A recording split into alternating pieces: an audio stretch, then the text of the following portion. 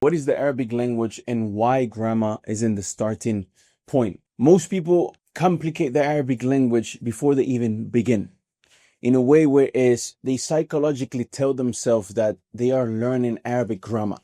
And this is something that when I met Dr. Abdul Rahim, rahimahullah, the author of the Medina books, the books that are studied in the Medina University in Saudi Arabia, in the city of the Prophet sallallahu alaihi wasallam, he mentioned that for some reason people, when they learn the Arabic language, they tell themselves, I am learning Arabic grammar, as if Arabic grammar was the language itself. And you guys can hear it from himself here. You see, in languages, you ask people, what language are you learning? He says, I'm learning Spanish, I'm learning French, I'm learning Russian.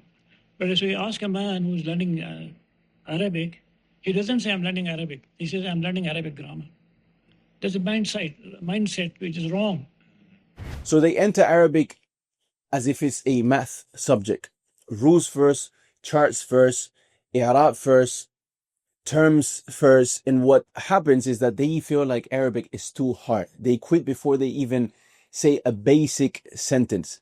But Arabic, at its core, it's not grammar. Arabic is a language, and a language is something you build as a skill, not something you solve like an exam. You don't need to understand every rule to start communicating. You need to start acquiring words first, using them, and then building a real ability inside of you, your tongue, a trait that is part of you now. Is rasikh عندك, is thabit, is part of you. That's why the scholars, when they speak about the language, they speak about two things: vocabulary and the laws or qawaneen, or the rules that organize vocabulary, that puts together in a sentence to make sense of that vocabulary.